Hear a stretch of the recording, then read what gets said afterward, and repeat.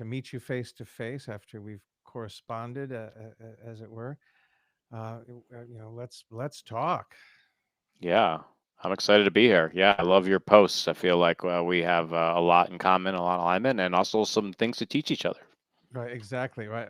I had never heard of EpiEnergetics until you introduced me to it, and I'm hoping to learn more about it today.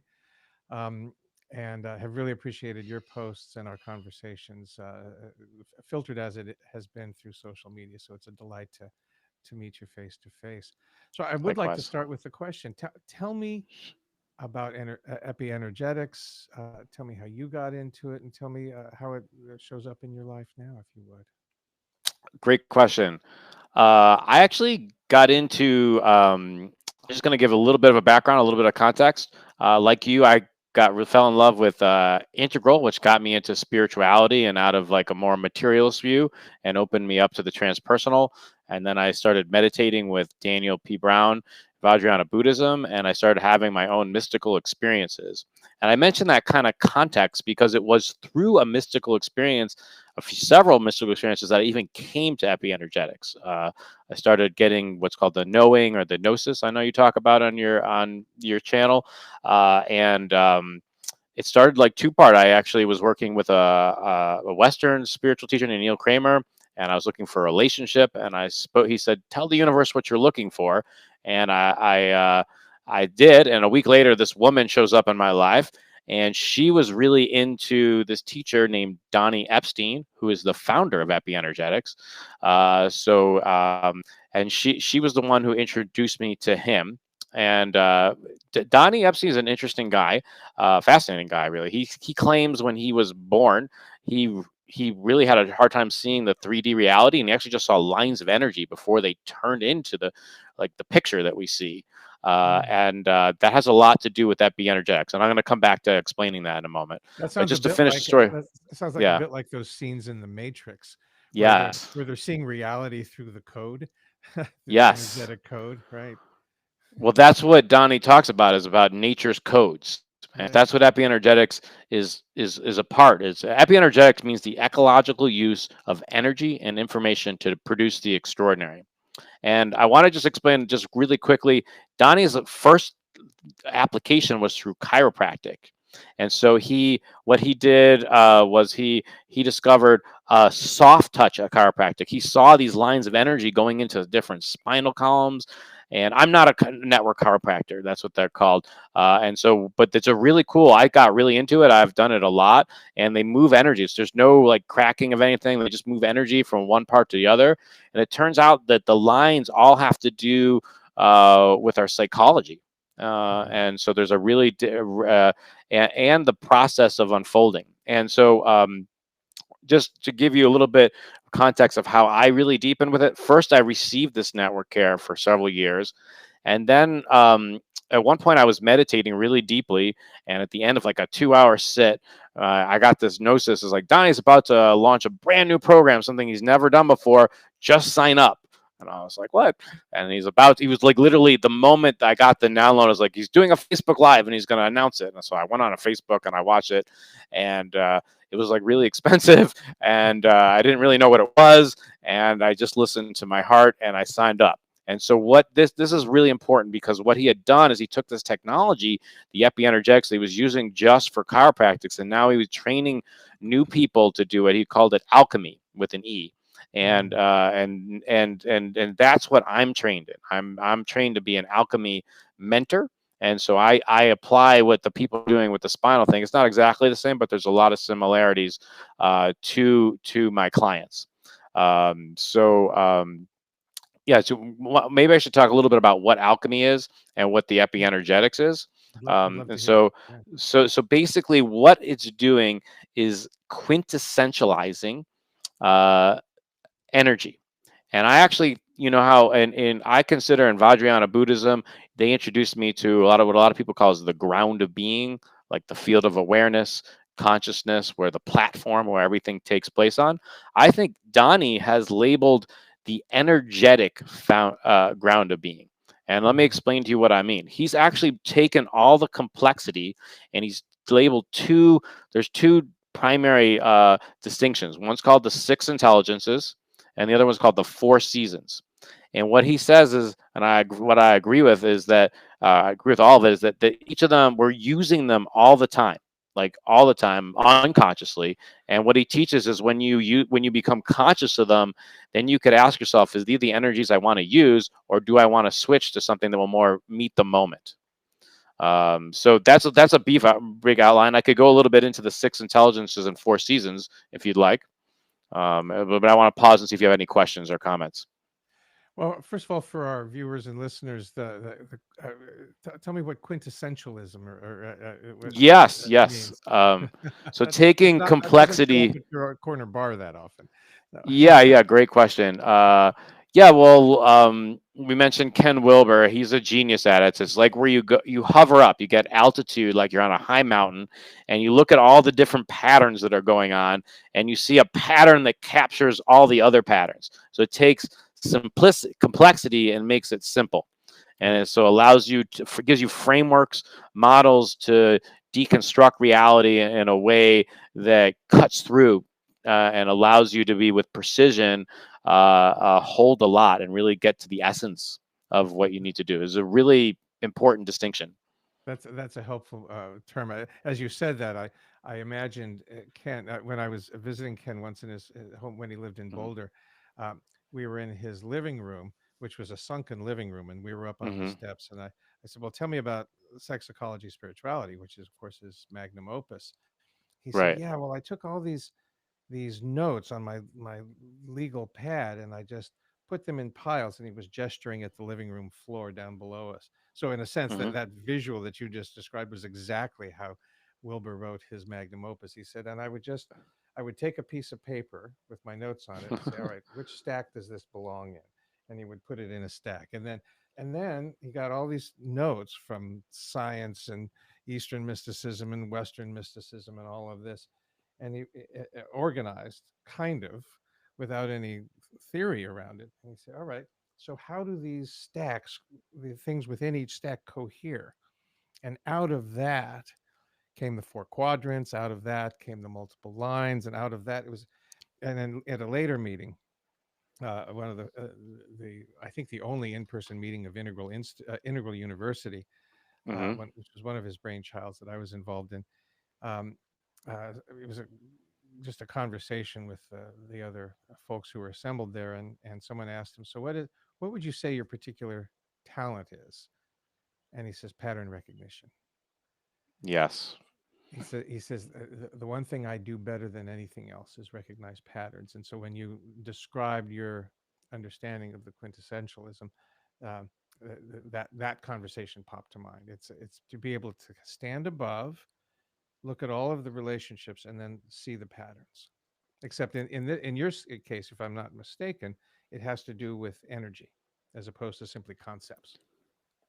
Yeah, these are energetic patterns. I mean, Ken Wilber and Donnie Epstein know each other. They were neighbors, and Mhm. Ken has endorsed Donnie very strongly Yes. as being the genius. You know, so I think I've seen a quote of him saying, "Mapping the energies around the body and turning it into a system." He acknowledges them for that. They definitely know each other, and Donnie's a huge fan of Ken. But yeah, so I would say. Um, I'm my just a little bit about my background. My background's in change management. I studied like organizational behavior, organizational development. I have like a MBA with a degree in OOB, and that's my consulting. I did that for most of my life, and still part of my life. And so my nerdism, is process. And so I kind of feel like I stand on other giants, like all the teachers I have, including Ken. And my direct gift is in adding to Ken's model is actually synthesizing the energies and the waking up, the meditation with good process, so that we can move up the lines and levels and even see the interface between them. That's where I really shine, is really Mhm. helping people energize.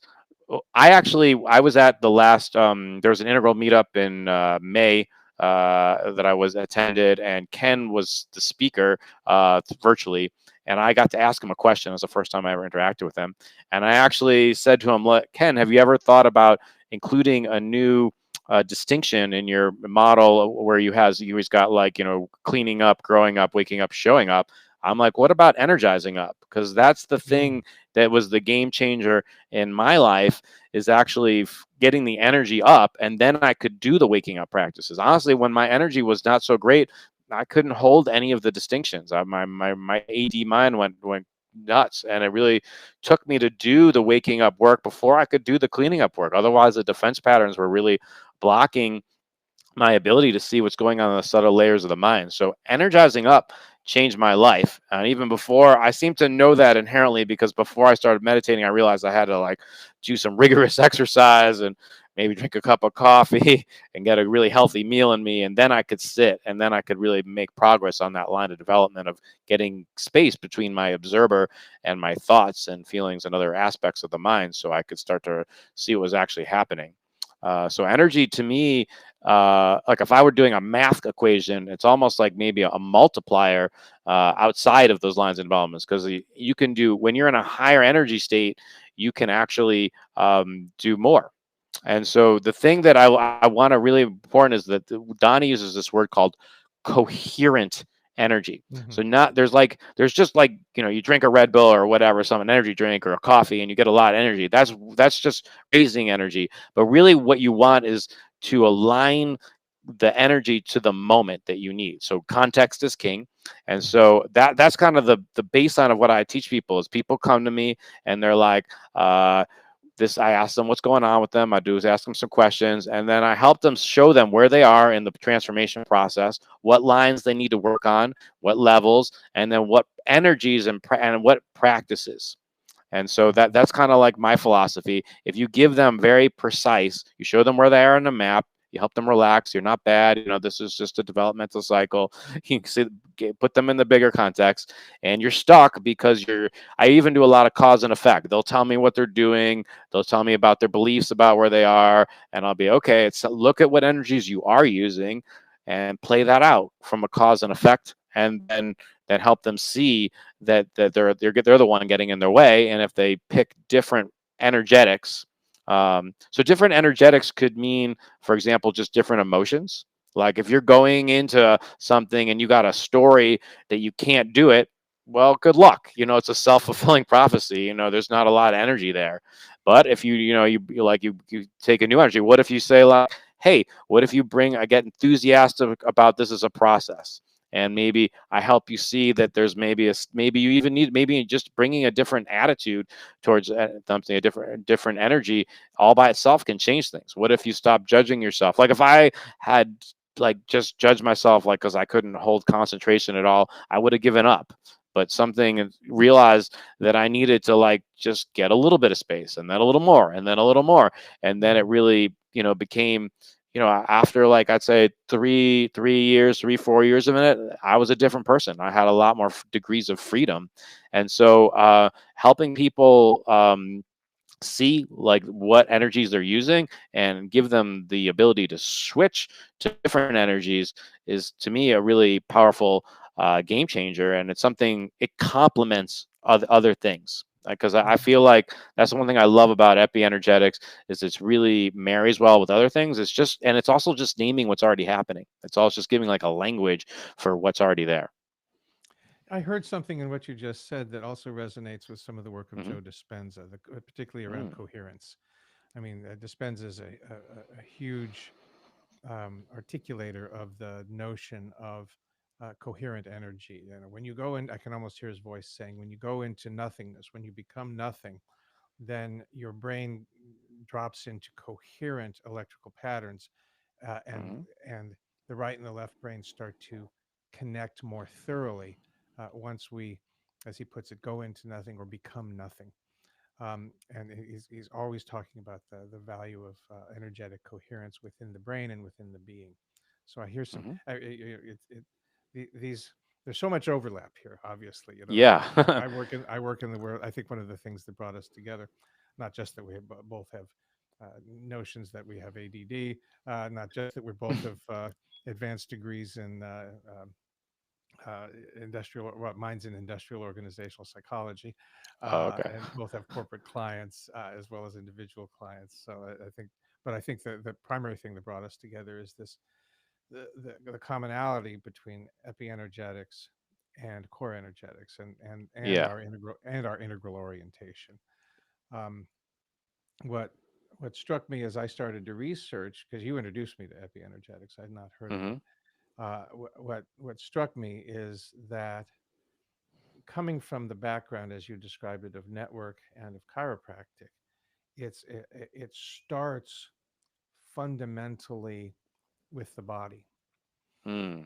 and core energetics also did, but from a completely different angle. The origin there Mm-hmm. was through Wilhelm Reich, one of Mm-hmm. Freud's students, who discovered that kind of fundamental life force that he called orgon. Mm-hmm. That language isn't used in my world anymore, but probably because he went to jail for promoting it and died in jail. you know, he, Wow. there were Yeah. good reasons associated with that, but he talked about bucking the establishment and paying for it.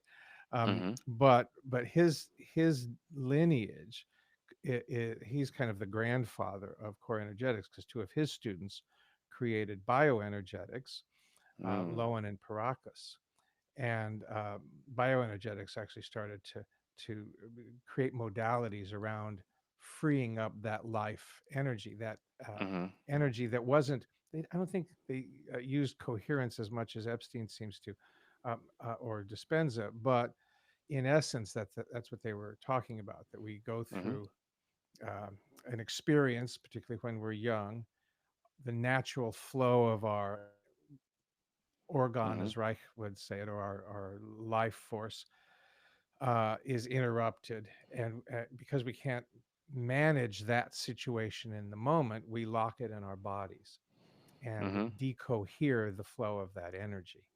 So we Mm-hmm. get to the body pretty quickly, but we don't kind of start from where Epstein started. And then Paracas then broke off from Lowen, and with his wife Eva, then added the spiritual dimension. So Mm. core energetics is quite clearly about um, restoring the flow and coherence of life force, Mm-hmm. body, emotions, mind, and spirit. Mm-hmm. Eva Paracas gave hundreds of lectures that are recorded in what's called the Mm-hmm. Pathwork, and that very much is part of the textual world of core energetics practitioners. Um, so I'm very interested to learn more about epienergetics. But one of the things Mm-hmm. we wanted to make sure to touch on today is that both of us have notions, um, coming from slightly different angles. I suspect there will be a lot of coherence here around Yeah. what it is to be a unique individual in the world, what Mm-hmm. it is to be simultaneously one with the all that is, by whatever name Mm-hmm. we want to call that, whether the theistic name of God, or Brahman, or just the Mm-hmm. the non-theistic words like cosmos, universe. We are. There's nothing out there that would suggest that we're separate Mm-hmm. from any of that, and yet we are having a unique experience. And Mark Goffney calls that unique self. And that's Mm-hmm. certainly my orientation, since I've been a close student and friend of his for 15 years now. Mm-hmm. Um, but I'm curious about, because you've mentioned in conversations outside of this recording, Mm-hmm. your interest and take on unique self. And I'm curious to hear about it. And then let's go back and forth and see how they dance with each other. Yeah, I think one of the I love the unique self concept, and I've read some articles about Mark, and I know people who study with him, and that really resonated with me when I read that. And I think, if you look at like Ken Wilber's lines and levels, it's I think there's lots of lines and there's lots of levels, there's lots of dimensions to being human, and so I think a lot of people in integral hyper focus on like, and even in the regular world, like they would maybe focus on IQ or something, or and there's like the Howard Gardner's 8 intelligences, but there's a lot of nuance when you really break it down. And so I think one of the things that's really important is to recognize universal patterns that we all apply to, and then what are the unique patterns that make us kind of special and different. And so I want to talk about unique self as talking about like the hero's journey, about how Mm, I understand life, because it's one of my core philosophies, and I want to hear your feedback on this too. Is what I've come to understand, and this is to me is a universal truth. We're all, it's a dimensional jump. A soul jumps into an earth body, and we're in our mother's womb, and we come out her vagina. That's a dimensional jump, in my opinion. And the baby doesn't come. It's got some things, but also it's like a lot of helplessness. At that babies can't do a lot, as we know. They're totally dependent on their parents. So there's a lot of like what Donnie Epstein would say in his energetic levels, helplessness. mm, And helplessness, um, you know, you have to figure out how to survive. And so Donnie's got these six intelligences. The first intelligence is called the survivor. So the survivor is like right there in the beginning. It's like I got to stay alive so I can grow and evolve and to get to know what this reality is like. And the survivor has to come up with strategies. It doesn't really know what Earth is like yet, so it's got to, given the development of its age, it has to come up with survival strategies as an infant, even in the womb. As soon as the mm, soul's getting in there, it's like, and it's got sensing ability. So the insight there I want to put out there is that we all, everybody, universal truth, make up survival strategies right. super early, like at the earliest. And because there's survival, as we're talking about root chakra, Maslow's hierarchy needs, safety is the most important thing first. Our identities fuse with it, and we become so fused with it, and that starts to form the unique self.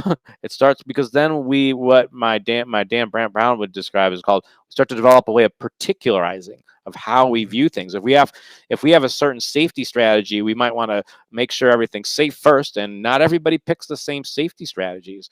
And so there's a lot of good archetypes that describe safety strategies. I really recommend The Five Personality Patterns by Stephen Kessler is one of my favorites, but I also like Enneagram, and there's a bunch of them. That's a whole other tangent, but I want to stick to the core line that your question about unique self. So what my core theory is what's going to take humans to a new energetic level is to actually accept every single human is fused to their defense patterns, and they're channeling everything through their survivor first, but that's a very low energetic. Survival is not thriving, and it's certainly not gnosis and operating connected to the dharmakaya or the spirit and to the bigger self. So what I think is a universal truth is we all need to learn to separate from those patterns, and then reprogram and change our being, so then we can have more coherent energy and start using what Donnie would call like the soul intelligence or the gnosis, connect to the universal spirit and be guided, and use more of our upper mind and ideas rather than stuck in judgment. And a lot of it comes down to the feelings. There's a lot of the reasons we have to survive. A lot of things are, certain intensity levels are really scary, and we create where some part of us goes, I don't want to feel that. I don't want to feel self-loathing at level 9 and higher. I'm going to put up a defense pattern, a way of being that just avoids that, because that's like death, because some people feel right. like it's like death. So this has to do with unique self, because I think the unique self starts with these personality patterns, but then also just the unique, environment, context, the parents, the society that develops things and unique interests. But the unique self even unfolds even more as you do the spiritual work, because then you have to get certain tools and abilities to go through that. And that's where there's a lot of variety. There's a lot of tools to do that. There's not one way to do that. In fact, I'm familiar with lots of them, and I've tried lots of them. And so there's a lot of variety in that part. And I think we connect to our purpose there, and and a lot of our lines and levels grow. And I think not everyone goes in different ways. Different people have different capacities. So the unique self, is throughout the whole thing, and that we're different because we have all these different unique parts to us. And yeah, that's where I'd start, anyways. Beautiful, beautiful. I love that perspective on it.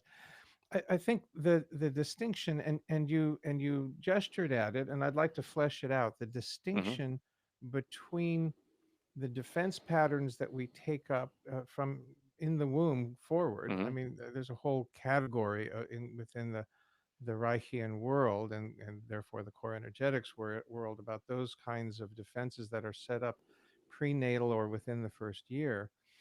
Um, Reich called it the fragmented defenses, and we now Mhm. call that no, we now call that fragmented. He called it schizoid because he was Mhm. from that medical background, but the modern term is fragmented. And um, so from the earliest stages, we start developing these defense patterns. I think what Goffney would say, and this is where I come down, Mhm. is is that those defense patterns are not actually unique self, but they rhyme with our unique self. And by this, he and I think, are in accord on this, mean that and you I think you pointed at this distinction. You said we need Mhm. to not identify as that. Those Right. defense survival based defenses are basically the mechanisms of the separate self realization. I am a separate being and I need to develop strategies to survive as a Mhm. separate self. And so that primitive human, and that primitive state can last for decades, that primitive Mhm. human who perceives the world incorrectly as being distinct from themselves, um, uh, develops these strategies, these defenses against the threats of that outside world that is out there. As the individual starts to soften the realization Mhm. that they are a separate self and awaken to the true self, as the Mhm. integral world calls it, the notion that there is no separation between me and the Mhm. all that is. Um, the the divine residue of those defenses Mhm. informs the next awakening after Yes. true self into unique self. And so there may have been a defense that hinted at the defense of the separate self that hinted at some glorious divine manifestation of my unique self. So there is a relationship, but I think that it's a relationship of poetry, not necessarily that that's unique self at that point. You're living a unique self awakening path as you go through it, but it's almost fair to say that it foreshadows the possibility of awakening to your unique self. How does that land with you, that kind of Yeah. Well, interpretation? so first off, let me get a little more nuanced. I don't Mm. disagree with anything you're saying, but let me get my press. I'm a process nerd, so I own that. That's my gift, and so yes. So is where are you putting the distinction of the label? It sounds like you're emphasizing the unique self as the person who's separated for it, and you also mentioned that they're connected, which is what I was implying. But let me Yeah, get really specific about my own journey so people can get a real example about what great. I'm talking about, how they're connected. So Yeah. I'm just going to use the distinctions in the 5 personality patterns because it's one of the more simpler ones about defense patterns by Stephen Kessler. So I'm not going to go through all the patterns, but I'll just describe mine. He just says that during the first 6 year lives, we all play with 5 patterns, and everybody tends to pick a primary and secondary. So my dominant pattern is called the leaving pattern. What does that mean? That means when my system gets shocked with stress, I tend to go up into my head. Imagine Hmm. that I'm ADD, and so why is that connected to unique self? So every defense pattern is an over focus of energy into a particular way of being, a certain strategy. With that, the defense strategy develops amazing strengths and amazing weaknesses. So I would say the unique self is going to be minimizing the weaknesses, but leveraging the strengths. So someone with a leaving pattern has really good imagination. They're really good with subtle energies, really good thinker. So like those are some of my unique self things. I consider myself visionary and very creative and in the domain of subtle energies. And so, Hmm. so I'm just pointing out there's a deep connection between which you also said too. But I Right. think you're kind of saying at the end you put it off, and then just also to get into the unique self, the capacities that you develop to minimize the negative ones. So, for example, I had to get really good at waking up, meditation, Vajrayana Buddhism. I had to really do a lot of cleaning up work, which is also part of Vajrayana Buddhism because they set the stage. And for example, I ended up being guided. I just do a little bit of context is going to help you understand my unique self too. Hmm. But because I was something says like I was really in my head, like really deeply. It was really problematic. It was affecting some parts. I was really imbalanced. Like I was even in growing up and in school, I was really in my head a lot, and math was really easy. Boom, boom, boom. I got almost a perfect any standardized test. I nailed it on math without any trying. But then like history, verbal, where I had to like pay attention and read, my I couldn't get interested in it. I was spaced out. I didn't score so well on those things, and it's because my mind was avoiding trauma in the leaving pattern, but I didn't know that back then. I just that Mhm. anyways. So but just getting back into the unique self and how it applies to me, I had to develop these skills like the waking up, the cleaning up, and at some point Dan Brown's lineage of Vajrayana, for those who don't know him, he was handpicked by the Dalai Lama to translate Vajrayana Buddhism, Dzogchen, Mahamudra into Western under the guidance of Menri Treason, who was the senior Vajrayana teacher for the Dalai Lama. And so Dan's a translator, and he's also a psychologist. And I'm in his lineage, right? And so being in his lineage, I think the calling is to bring those distinctions into the West. And so Mm. once my gnosis got on, is like it started going on. I was like, okay, Jonathan, you're part of the reason I was got into meditation was because I was very in my head. It was really messed up my love life. It wasn't good for connecting in the heart. It's too in the head. And so I had a lot of free time, and I like synthesizing things. So the Dharmakaya was like, Jonathan, we know you like development. We know you're a process nerd. We're gonna throw you some other tools and techniques. So I ended up getting into psychedelics or alter states, not just psychedelics. I mean, like breath work. And it says like, hey, that's also with your theme, Jonathan. You're an energy guy. You're bringing some. I told just one person integral, like, I am an energy Dharma teacher, because Mhm. why they go together so well when used intelligently. I want to emphasize that word with skills is it's energies, and alter states are just help us bypass the defense patterns and go deep into the subconscious to see those programs I was talking about earlier. So now part of my unique self is like I call myself a psycho spiritual stacker. I'm into combining these different tools, including entheogens, which are getting popular. And some part of my spirit says like, hey, can you, as somebody who has like a really understand of development and a safe way to do it, could you really help guide that as one of the Mhm. many thought leaders in it? And so I'm just kind of connecting how all that links to my defense pattern, because I had to have that certain wound for me to be motivated in a bunch of things. Like if you said, as a kid, Jonathan, you're going to be like a spiritual teacher who merges different techniques and help people grow quickly because that's what's needed in the times. In your 50s, that was way off my radar. I had no idea, So unique self tends to be a surprise because you got to meet the moment and the times. You don't know what the universe always has in store for you. So, What's the anyways, what's does that kind of help you clarify what I'm saying, like the connection Sure, between the absolutely. defense No, it's patterns? very helpful. Yeah, Uh, yeah. about the unpredictability of our lives, I'm reminded of the Yiddish expression "Man tracht, Gott lacht." Man plans and God laughs. Um, that's too Yes. often accredited to Woody Allen. It's just an old Yiddish expression that goes way before Mm, him. But we plan, but God laughs at our plans. Yeah, that's it's a. It sounds like you and I have similar paths in terms of our unique self path, because mm, uh, all of the youthful reward feedback I got was mhm, intellectual. I was always mm, the scrawny little smart kid in the class who I was always a little too young. I skipped a grade, so I was always a little too young, and I was small for my age. And so my way of making my way in the world was to stress the intellectual and to make mhm, sure that I was the smartest kid in the class. My mhm. sadly, I confess that my nickname in high school was Answer Man. To this day, classmates, 50 years, more than 50 years later, remember, oh Goddard, yeah, the Answer Man. Um, I was an I've been called that irritating. before, actually. Oh yeah, I was an Okay. irritating little kid.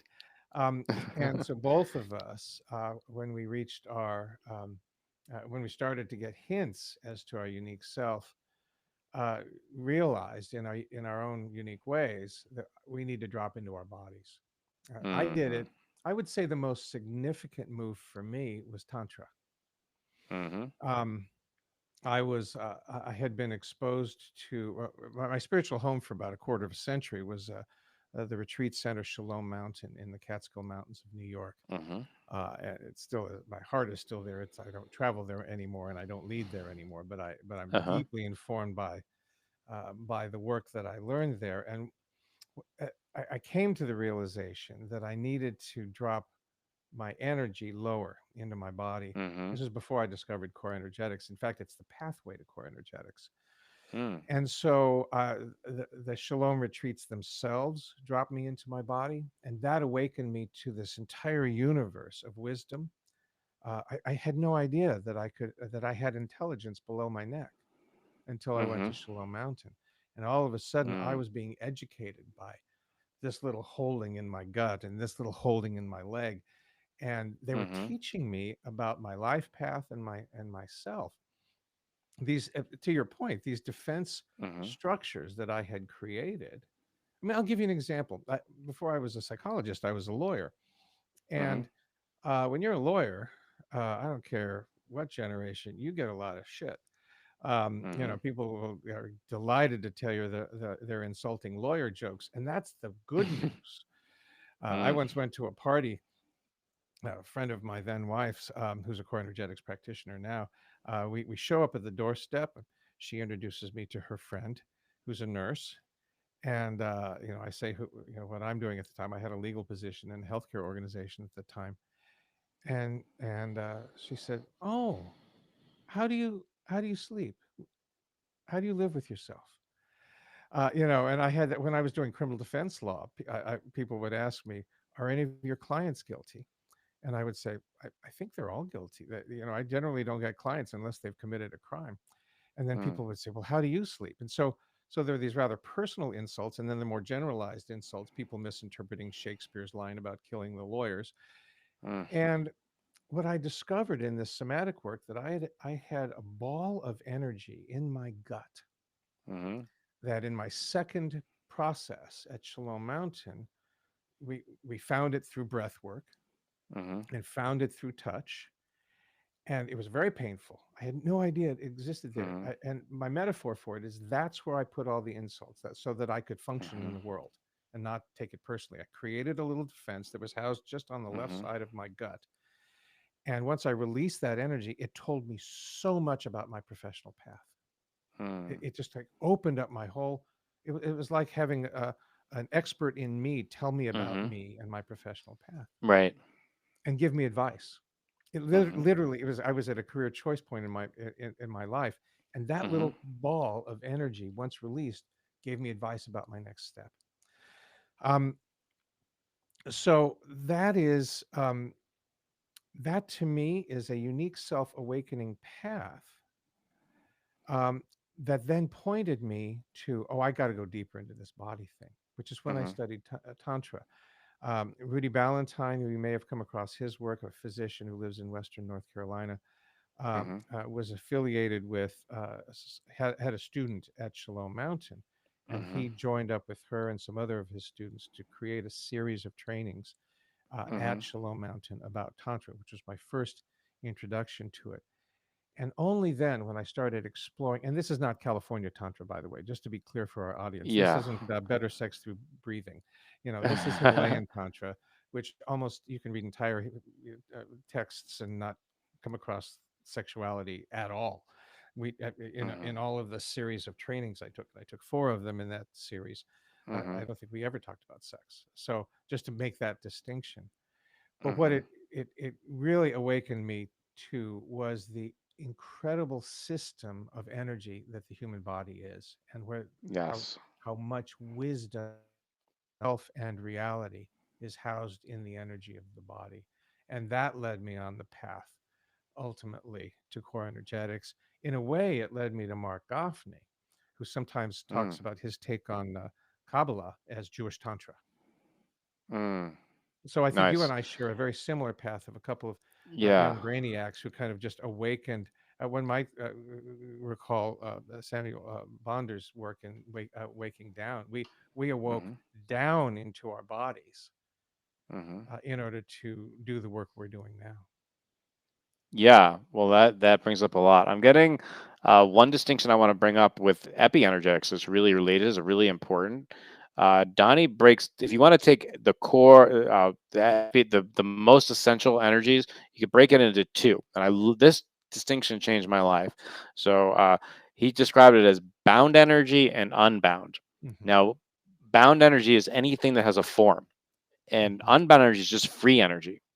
So most people are doing what's called bound to bound. So they're looking, let's say the material world is, or anything that you can describe is bound. That's perfect. The goal, though, if you want to get more of this gnosis, is to train how to get more unbound energy. So most people are referencing, you know, their old senses of self, their old patterns, their survivor patterns, their old things, and then interpreting it to their current reality, and that's why they tend to not deviate too much. You can learn things that way. You can recognize patterns. However, if you want to boom a level jump and you want to move faster and get more creative, learning to cultivate unbound energy. So one Hmm. way is to still the mind because a lot of defense patterns are in thinking. Another way is actually to feel the body. What you're saying is Hmm. the more you take the default network, which controls like the direction energy, and you have it go to the body first, that'll stimulate more unbound energy. So that really resonated with you. And then I also really deeply resonated with two other things you're saying about the somatics.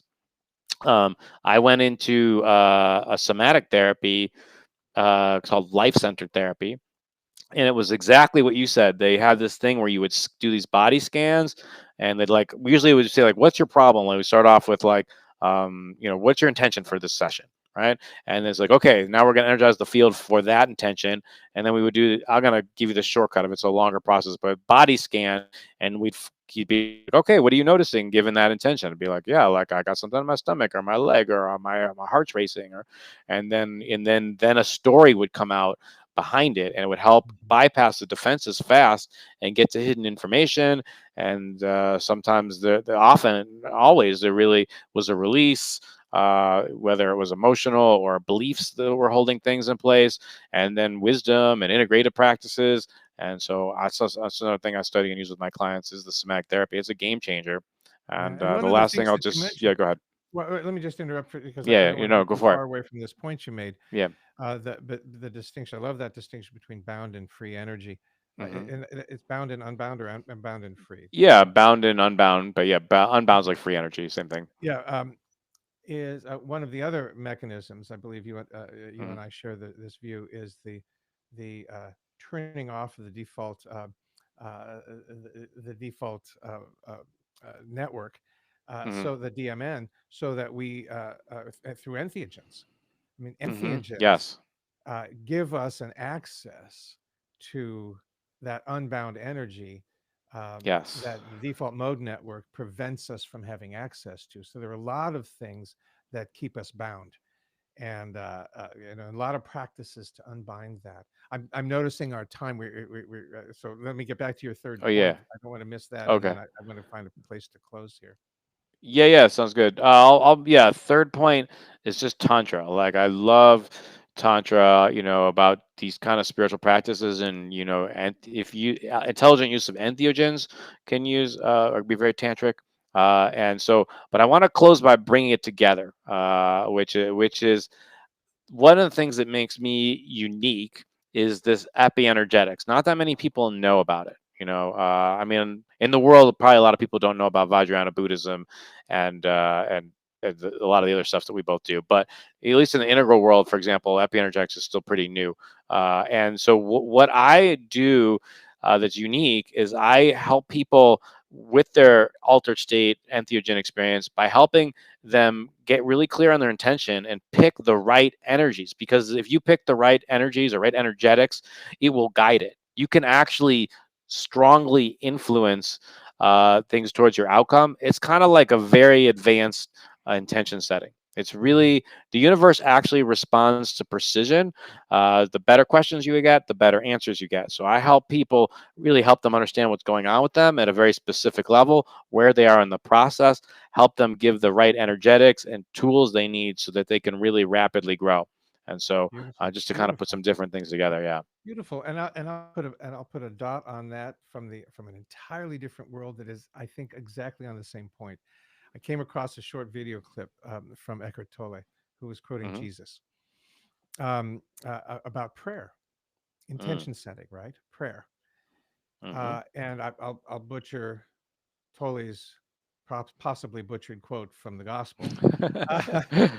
But I think it goes something like this: when you pray, pray as though the prayer has already been answered, not will be Mm. answered. And he makes that distinction. Yes. Of course, this is Dispenza. Find the emotion of the desired state and feel it in the present, and that creates. He talks about the field of potential around which Mm-hmm.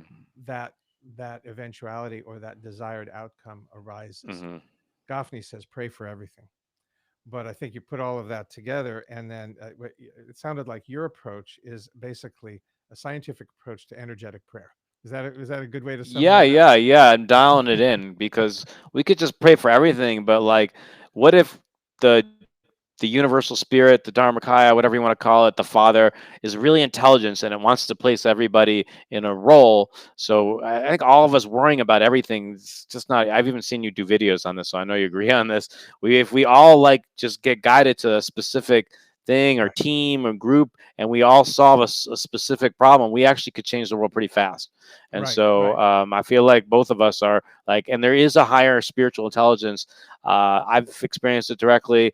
I can tell my clients have, I can tell you have, that when we learn to intelligently connect to it by using more unbound energy and operating beyond the defense patterns and other senses of self that are blocking us, things can organize in a way from a spiritual hierarchy rather than the matrix hierarchy, and things can get better on planet Earth rapidly. And right. so And you're that's one of my describing core messages. right. That's a Yeah. beautiful message, and you're describing. It seems to me, Jonathan, what Barbara Marx Hubbard and Mark Goffney described as the unique self symphony. Be Mm, be aware of the whole symphony. Feel the music of the oboes over in that section over there, and the timpani back in the back, and mhm. play your unique instrument. And know that your unique instrument is all you need to play. Yes. Otherwise, people are going to get overwhelmed, and then they're not going to have any energy to do the thing that their unique self wants them Well, to do. one of the traumas of the 21st century is that we are in a way that has never been the case. We are in Hmm. touch with the pain of our fellow humans, all 8 billion of them, all across. I mean, Hmm. it might be my dear friend in Los Angeles, whose house is kind of at the edges of the fire. I actually have three friends Wow. whose houses are Wow. at the edges of fires. Or it might be our heart bleeding for people in Gaza and Israel, and people in southern Lebanon, or people in eastern Ukraine, or Hmm. sub-Saharan Africa. The horrors that we hear about every day from there. Uh, and so our heart wants to solve it all, and unique Hmm. self calls it back. Solve your piece of the universe. With Goffney puts it this way: love outrageously in your circles of influence and intimacy, Hmm. and then play your instrument in the unique self symphony. That strikes me as a delicious place to end this conversation. Jonathan, this has been Absolutely. marvelous. Let's do some more of this. I think Yeah, I'd we've love to do scratched that. the Yeah. surface. Yeah, Yeah. thank Could you you. mind if I just tell people my website Sure, to please find out more do. information? Yeah, yeah, yeah, yeah. Great. So if anyone's interested more, I'm at Mozenter.com. You can see my last name right on there. And I'm just going to let people know I'm really just to back on the last thing. I'm launching a platform that specializes on using this EpiEnergetics into their altered states so that they can get rapid transformation. So go check out my website if you're interested in finding out more. Excellent, Jonathan. This has been fabulous. So thank you. Thank you for joining me. Yeah, and thank you for having me. Yeah, be happy to come back anytime. All right. Thanks. Peace.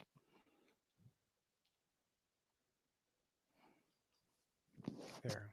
I think I've stopped the recording. Good. So anyway, Yeah, that I was got great. something. That was great. Yeah, I have to run in 3 minutes. sounds So good.